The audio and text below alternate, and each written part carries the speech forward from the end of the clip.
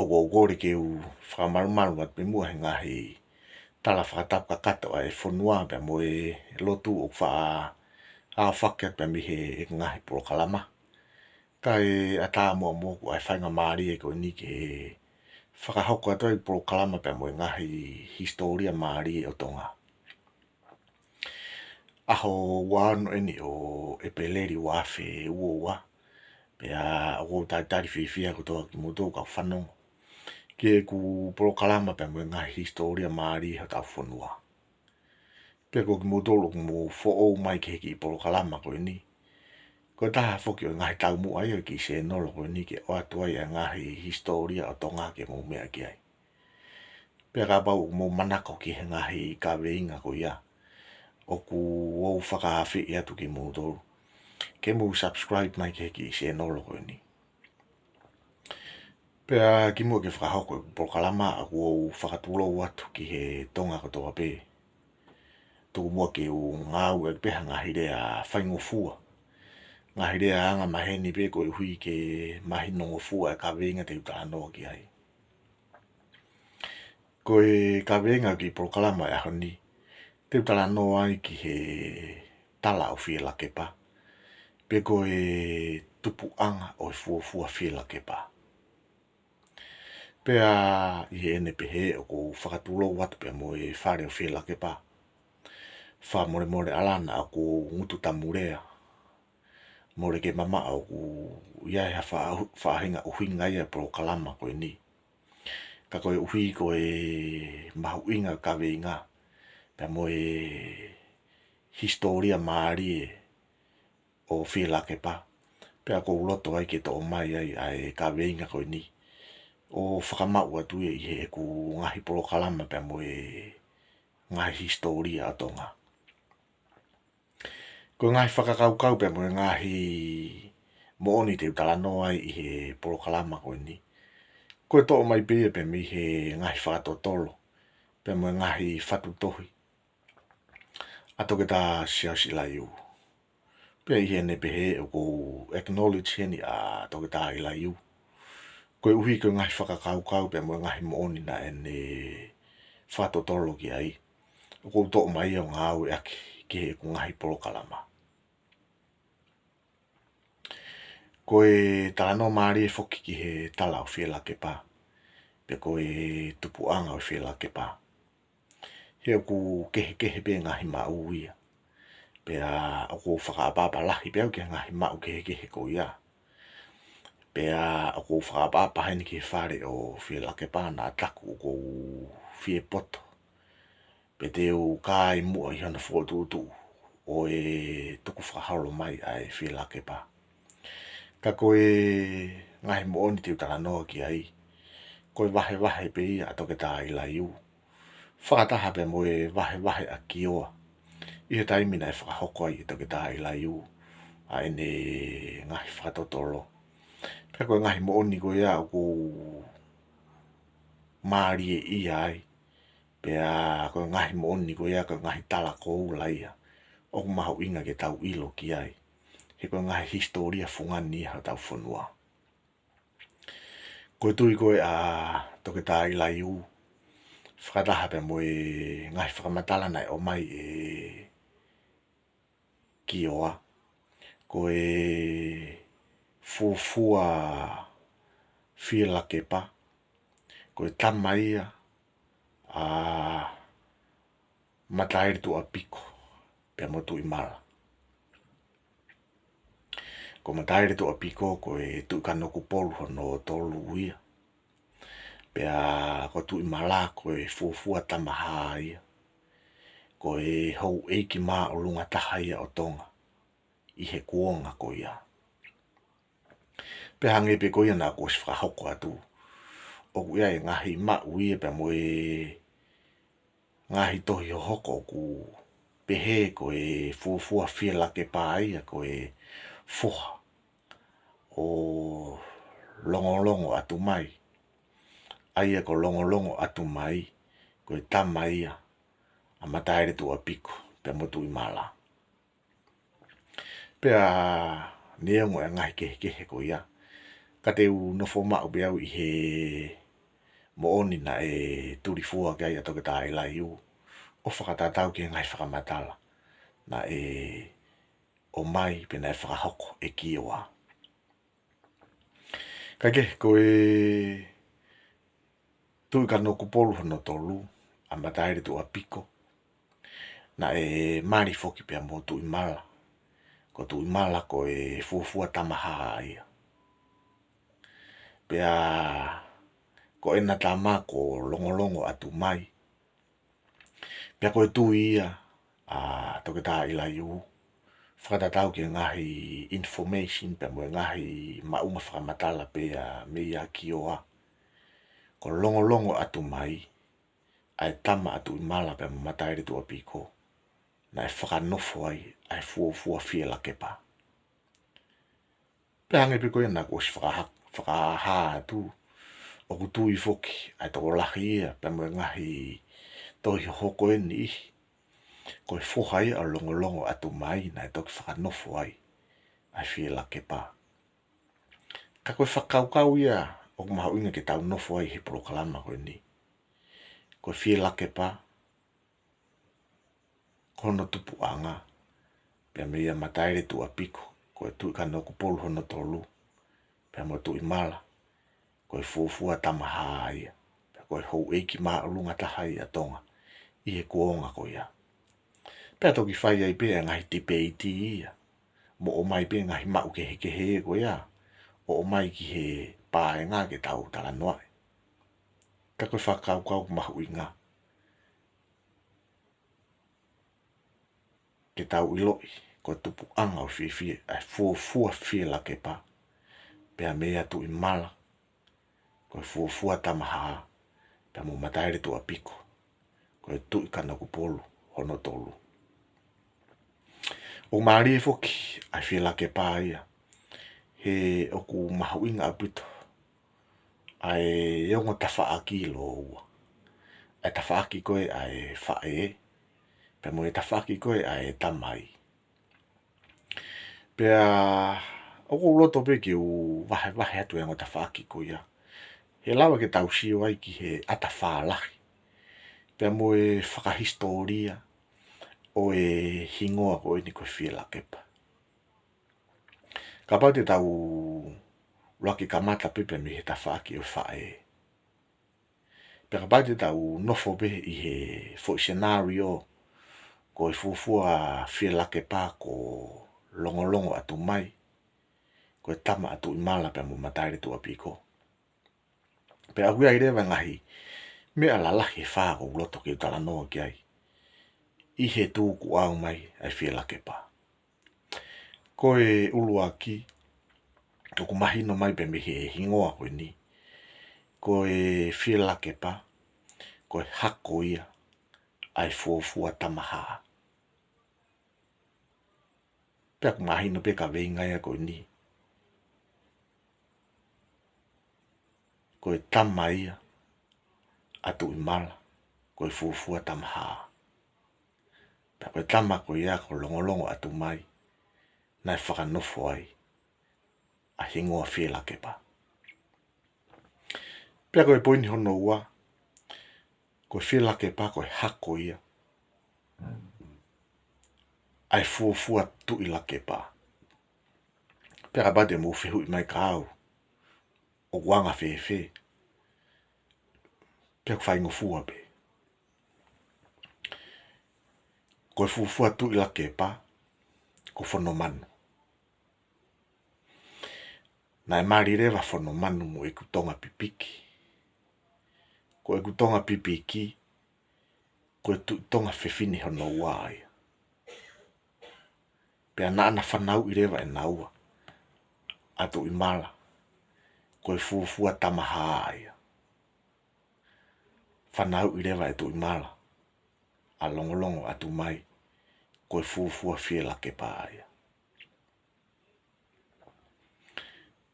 ko e angai e whilawe ai fuafua fiela kepa pia mo whono manu pe ko e fuafua tu ila kepa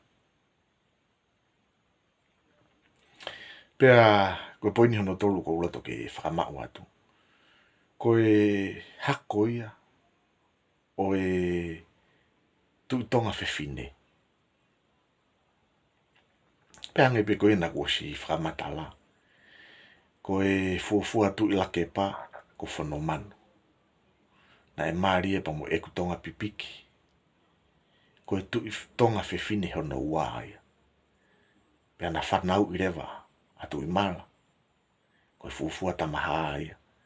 Pe whanau i rewa atu i mala a longolongo atu mai. Ko e fuafua whiela ke pa ia. Pakai ke ngata pe ai, ko se mahino pe ko whiela ke pa. Ko e hako ia tu i tonga. Ke ka pa te tau kamata mai pe tau toro.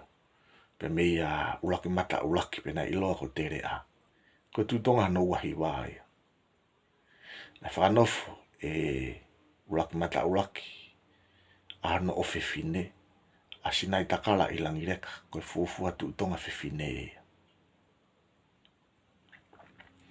Pea na e marirewa a sinai takala ilangi reka pe mutapu osi. O whanau ia ia whanomanu. Ko e fuafua tu ilake pa ia. Pea marirewa a whanomanu. Pamu eku tonga pipiki ko tu tonga fefine hono waia. O maua ia fuafua tamaha atu i mala. Pea ko tu i mala ni haana a longolongo atu mai. Pea ko boin whakaosi i he tawhaki koe o whae o longolongo atu mai. Kapate mo manatu ke ngahi poro kalama ki moana tala noa ai ki he mea ui koe ki te tama. Pea ko longolongo atu mai ko e hako ia o ki te tama. Pea kapate mo whehu i mai. Ko ki te tama whea.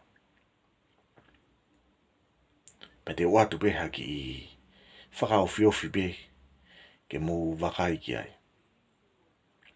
Ko whakao kau fuke ki te tama ia koe mari. Haongo mea aku na face casting. Pea koe ki te tama koe ni na e hoko ia. Ia whanomanu pea mo eku tonga pipiki. Pea ko whanomanu mo eku tonga pipiki na ana mari koe ongo face casting i nau. Pea koe ola e na mari na e mauai. Ai fuafua tamaha. Pea koe tamaha e ni haana. A longolongo atu mai. Ka ko loto ke foki mai tala noa. Ke ki te tama. Ke whamaala ala. Ai mari a whanomanu pa mo eku tonga pipiki. Koe ongo face casting. Sai ko whanomanu. Koe tama ia asinai takala ilangi reka. Mahino pe foki ko whanomanu koe fuafua tu ilake pā ia. Koe tama ia asinai takala ilangi reka. Ko sinai takala ilangi reka. Koe fuafua tu tonga fefine ia. Sai, koe mari rewa whanomanu pe koe mari e fuafua tu ilake pā. Ko eku tonga pipiki. Ko eku tonga pipiki koe tama ia a whatawhihi. Manatu i foki ko eku tonga pipiki ko tu tonga fefine hono wai. Ko tama ia a whatawhihi. Aia ko whatawhihi pa mo sinai takala ilangi reka. Ko tuo fefine mo tuo ngā ane. Whatawhihi eni. Haana eku tonga pipiki. Sinai takala ilangi reka eni. Haana ana a whanomanu. Peko tu ilake pa. Mari rewa. A eku tonga pipiki mo whanomanu. Koe ki te tama aia. Koe tama ki naua. Ai tuo ngā ane mo tuo fefine. Pea pate tau kamata mai pepe mea uraki mata uraki ki toi mahino angi. Ko uraki mata uraki pe ko tere a. Ko ene whanau sinai takala ilangi reka pe mo whatawhihi. Ko tuo ngā ane mo tuo fefine. Whanau e sinai takala ilangi reka a whanomanu koe fuafua tu ilake pā ia. Whanau e whatawhihi a eku tonga pipiki. Koe tu tonga fefine hono wai. Mari rewa a eku tonga pipiki mo whanomanu. Koe maria ai ongo face casting. Pea koe ki te tama aia.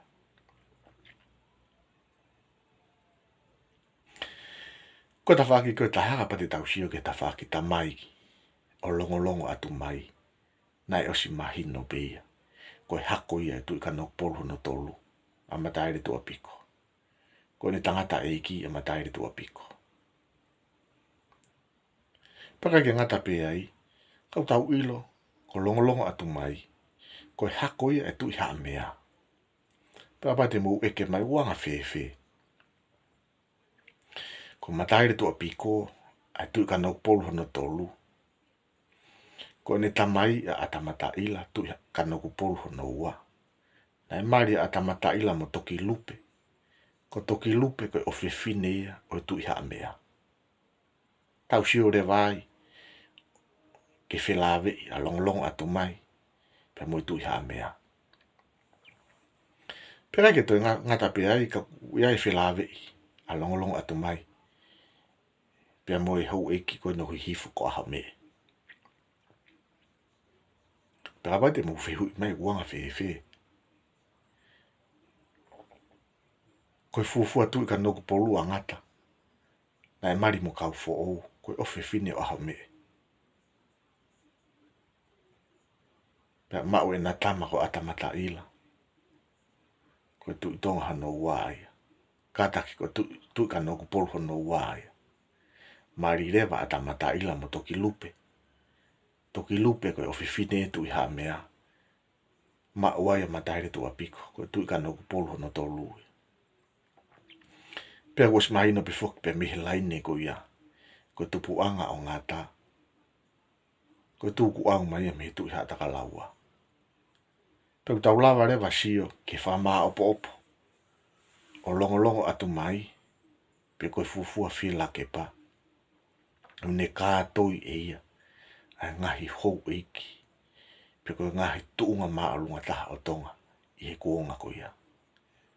Kātoi e tu i tonga. Tu i hata kalaua. Tu i ka noku polu. Tu i tonga whewhine. Tu i la kepa. Mo tamaha. Ko tuunga maa alunga taha i o tonga i he kuonga ko ia. Peko hingoa whila kepa. Ko hingoa maari. Pe he to hua koe uhinga. O hingoa koe ni. Na e uhinga ia. Pena e maa uia pe mihi kari ako ni ko lomi pe au. Pe to hua ko lomi pe au. Ko i liu pe mo toenga tahi koe. I he lomi pe au na e uia koe whila kepa. Tau fulau waka tau se mahino pe. Ko e tau fulau he waka ka kuia i pe tahi loto he waka. Ko e tahi ko ia. O ku ui ia. Ko e whila kepa ai. Ta koe tupu anga ia hingoa. Whila kepa. Pea te tok talano au ke whakai ki iki ko ia. I he taimi te talano ai. Ki he toenga whanau. O mataere tua piko. Ka koe ki whakaukau pe e bang moe. Ka veinga o ki porokalama koe ni. Pea i he taimi ta tau pe. Koe ngahi maulahi foki. O hangi pe koe na kos whakaha atu. O kutaku e he toko lahi ia. Koe fuafua whila ke pa. Koe foha o longo atu mai.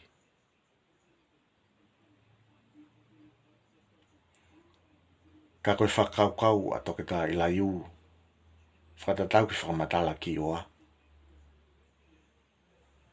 Ko longo atu mai e tama atu i mala. Pea mo matairi tu apiko. Na e whakanofo ai. E fuafua whila ke pa. Pea ko whakababa lahi au ke ngahi lau ko toa pe. Pe hangi pe koe na ko si whakahoko atu i he kamata anga. Whamore atu ke whare o whila ke pa. Na ataku o ku hala e mau ia koe ni. Ka koutu ia ku mahu inga peke o mai ngahi tala noa fungani ko ia. Whakamau mai e ki he ngahi polo kalama koe ni. He toko ni lahi ia. I he tau historia. Whao se polo kalama koe ni o kou kore whamore atu. Ki mūtoro ko toa pena e tāpaki na mo ngahi hingoa i he polo kalama koe ni. Pea tau te fitu ki whare o whiela ke pā. O kua salute atu pea mui whaapapalahi. Whamore ala, whamore i angua mutuani. Ka pau o ku hala e tala ia koe ni. Pea ka tak whamore. Pea ko mutu ka whanongo ka pana e tō hawhitapa ki tua. O ku kore mu whamore mai mutuani. Ngata anga ia ki proklama ki ahoni. O ku wamanaki pena e mahino pea ka veinga. Ka tau vete mo ai ki e ahoni. Le vere vai e whitapa.